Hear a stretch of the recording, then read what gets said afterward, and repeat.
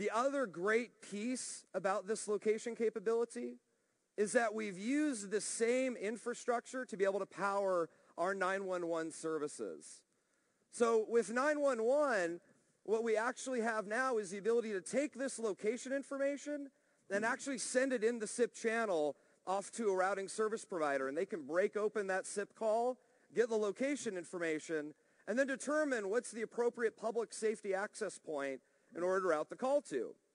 So even though I'm based in Redmond, if I happen to move my laptop and I go into the office in Chicago, when I go and I log in, I get the Chicago location, and then that Chicago location is the one that gets sent out to emergency services when I go and I place an emergency services call.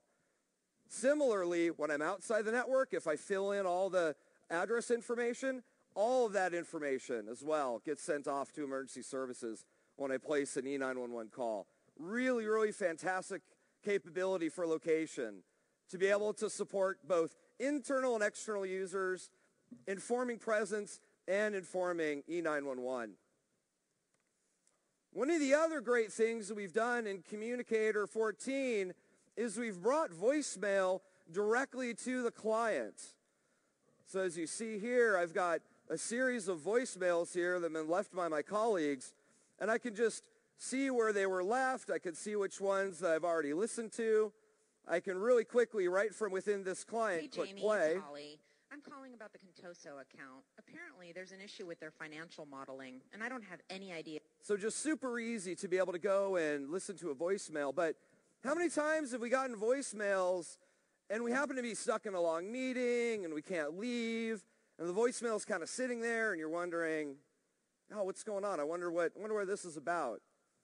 One of the great capabilities of Exchange voicemail in the 2010 version is that it'll actually do a voicemail preview.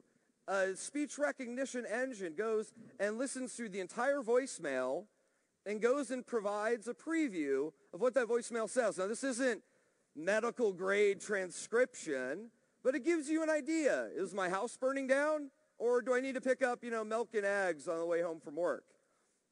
And so in this case, you can see that it actually works pretty well. Hey, it's Jamie, Holly. I'm calling about the Contoso account. Well, Contoso is the one that she was referring to. Proper names, sometimes those will get tripped up by the engine. But I know specifically what she's looking at or what she's looking for.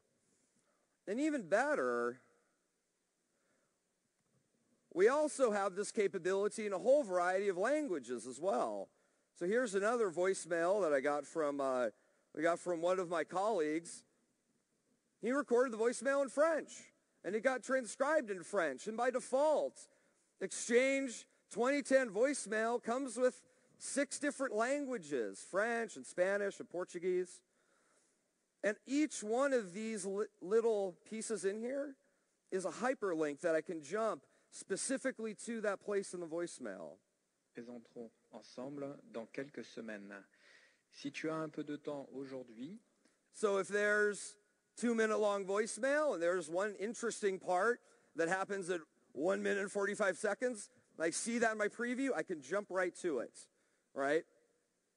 So phenomenal capabilities that, of course, just like Communication Server, Exchange Server 2010's voicemail obviously works with the PBX you already have today and lets you have these capabilities with your existing investment. Now let's go back to Holly's voicemail. Of course, I have presence information from Holly that shows up right here, and Holly unfortunately is offline. Has been offline for a little while. It doesn't seem like she's been working too much here. What I'm showing you is the contact card. That contact card is a way to go and reach out to individuals, contacts that exist in Outlook, that exists in Communicator 14, that also you can integrate into your own applications, and you can also extend with additional functionality.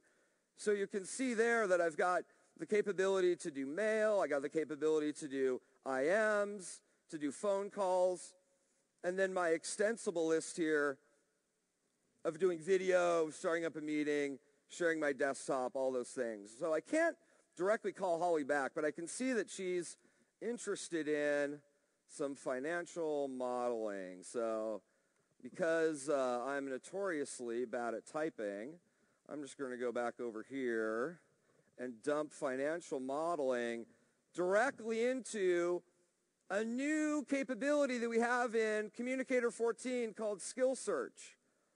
This is a window directly into the SharePoint search functionality. SharePoint, as you all know, the top collaboration platform in the marketplace. And SharePoint indexes all the different types of data that you have stored out in your network. So what I'm doing here is I'm doing a query against all the people that have financial modeling tagged in their SharePoint profiles.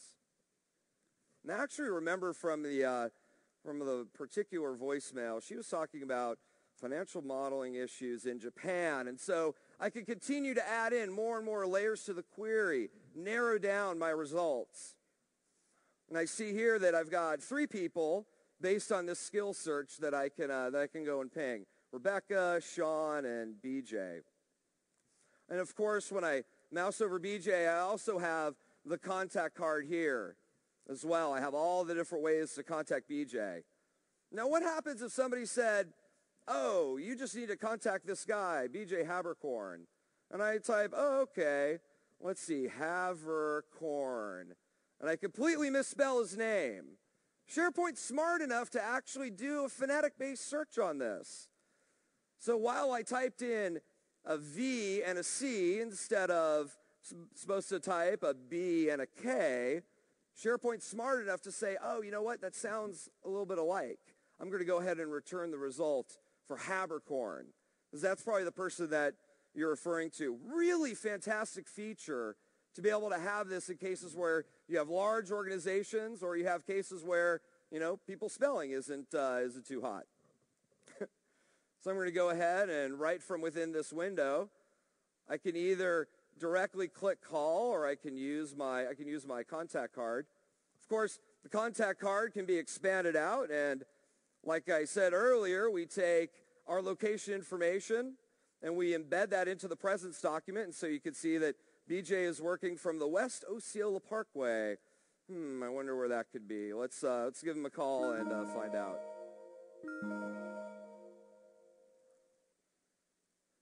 Hello, this is BJ. BJ, this is Jamie. How you doing?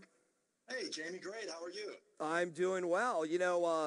I actually had a question for you. Okay. First, it'd be nice if I could actually see you. I happen to have a little camera here. Oh, perfect.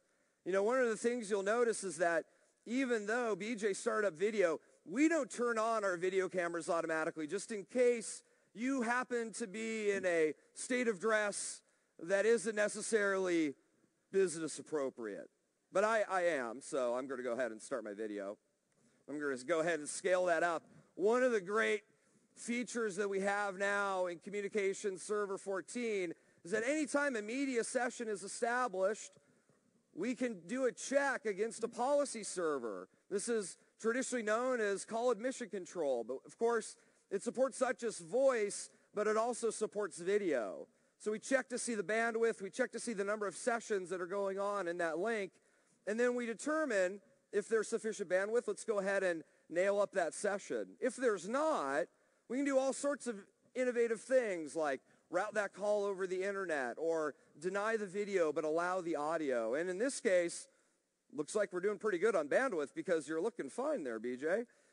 Yeah, thank you. Of course, with video, we take both the capabilities of the workstation that you're using and the capabilities of the camera, merge them together to determine how much we want to scale up this video. And in this case, we scale up the video all the way up to high definition. But you don't necessarily have to have an expensive $50 camera. If you don't have the expensive $50 camera, you can use, built-in cameras with your laptops and do CIF or do VGA quality.